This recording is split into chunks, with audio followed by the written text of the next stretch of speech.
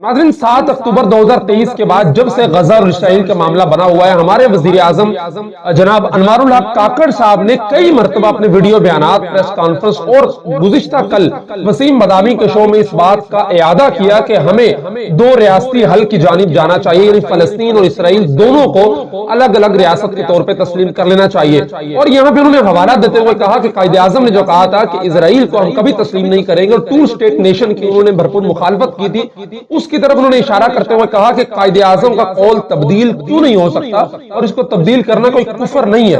कायदे आजम का कौल नबी पर उतरा इल्हाम नहीं, तब्दील हो सकता है। और मजीद कहा कि दो रियासती हल का मैं नहीं पूरी दुनिया कह रही है। यहाँ पे चंद बातें मैं अपने निगरान वजीर आजम अनवारुल हक काकड़ साहब से करना चाहता हूँ। सबसे पहली बात तो यह है कि आप बतौर निगरान वजीर आजम पाकिस्तान जो इतनी बड़ी बात कर रहे हैं दो रियासती हल की और कायदे आजम के कौल को तब्दील करने की, तो आप किस हैसियत के अंदर कर रहे हैं? आप अवाम ने तो मुंतखब नहीं किया, आपका मैंडेट ही नहीं है कि आप इतनी बड़ी स्टेटमेंट नेशनल मीडिया पर बैठकर दें और उसको बार बार दोहराएं। दूसरी बात यह है बिल्कुल कायदे आजम का कौल कोई नबी का इल्हाम नहीं है जो तब्दील नहीं हो सकता, लेकिन कायदे आजम ने यह कौल किसी उसूल की बुनियाद पर बनाया था। वो उसूल यह था कि इसराइल उम्मत मुस्लिमा के कल्ब के अंदर घुसाया हुआ खंजर है और वो फलस्तीनियों की सरजमीन उनसे छीन कर यहां पर नहीं बनाया जा सकता, इसलिए हम इसराइल को तस्लीम नहीं करेंगे। हाँ, कायदे आजम का कौल यह तब्दील हो सकता है अगर इसराइल अमेरिका की किसी रियासत के अंदर जो खाली जगह है वहां पे बना दिया जाए। अगर इसराइल यूरोप के अंदर कितने ममालिक हैं उनकी लाखों करोड़ों एकड़ जमीन खाली पड़ी है, वहां पे यहूदियों को जाके बसा दिया जाए और उसको इसराइल कह दिया जाए, तो फिर हम भी टू स्टेट नेशन की बात कर लेंगे।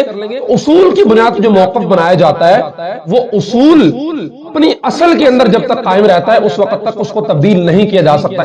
इसराइली जारहियत की बुनियाद पर, यहूदियों की मुनाफिकत की बुनियाद पर और फलस्तीनियों की जमीन पर कब्जे की बुनियाद पर यह उसूल तय किया गया था कि हम इसराइल को तस्लीम नहीं करेंगे और टू स्टेट नेशन की बात नहीं करेंगे।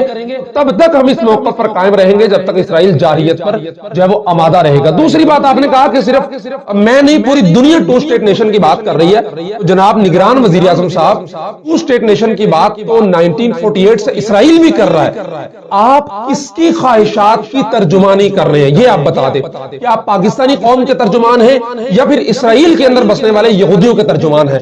आप पाकिस्तान के वजीर आजम के हैसियत से बात कर रहे हैं या फिर आप बेंजामिन नेतन्याहू के तर्जुमान की हैसियत से ये बात कर रहे हैं जनाब टू स्टेट नेशन होनी चाहिए और पूरी दुनिया ये बात कर रही है? रही बात यह कि पूरी दुनिया टू स्टेट नेशन की बात कर रही है, पूरी दुनिया पहले दिन से इसराइल को तस्लीम भी तो करती चली आ रही है। हमने तो नहीं किया 75 सालों में अब तक। सिर्फ हम नहीं, अरब ममालिक कई पिछले 1-2 साल के अंदर 5-6 ममालिक ने सरेंडर करते हुए इसराइल को तस्लीम कर लिया, लेकिन हम तस्लीम नहीं कर रहे हैं क्योंकि हम उसी उसूल पर कायम हैं जो कायदे आज़म मोहम्मद अली जिन्ना हमें देकर गए थे। और जब तक इसराइल उस जारहियत पर आमादा रहेगा, वो जुल्म सितम करता रहेगा, फलस्तीनियों से छीनी हुई जमीनें उनको वापस नहीं करेगा, तब तक हम उस उसूल पे खड़े होकर इसराइल की मुखालफत करते रहेंगे, टू स्टेट नेशन की बात नहीं करेंगे। और जो पूरी दुनिया इसराइली जो एक धमा चौकड़ी है या फिर उनका जो जाहरी रोबो दबदबा है या फिर जो उनके दुनियावी मफादात है उनके पीछे चल के तस्लीम करती चली जा रही है, लेकिन हम नहीं करेंगे। आखिरी बात यह है कि आप अपनी हैसियत को पहचानिए। आपकी हैसियत क्या है? आप केयर टेकर प्राइम मिनिस्टर हैं, निगरान वजीर आजम है, जिसका काम यह होता है कि वो 2-3 माह के लिए आता है और इलेक्शन को शफाफियत के साथ कंडक्ट करता है और मुतलका आदमी को जिसको अवाम ने मुंतखब किया होता है उसके सुपुर्द करता है वजारत उज़्मा की कुर्सी और अपने घर चला जाता है चुप करके।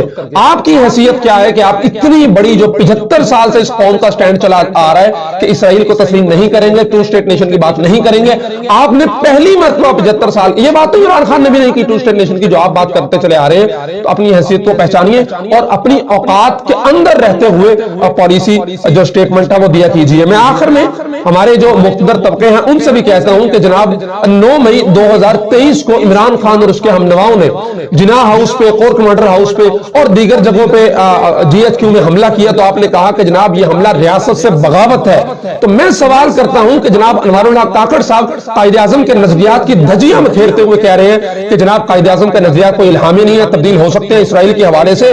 तो जिना के नजरियात पर हमला आवर होना कौन सी रियासत के साथ वफादारी है? क्या यह गद्दारी नहीं نہیں ہے؟ اور کیا آپ کو جیسے 9 مئی کے واقعات پہ آپ نے ایکشن لیا کہ جناح کے گھر پہ حملہ کیا گیا، تو جناح کے نظریات پہ جو ہمارا کیئر ٹیکر پرائم منسٹر بار بار حملے کر رہا ہے، اس کو روکنا اور اس کا احتساب کرنا کس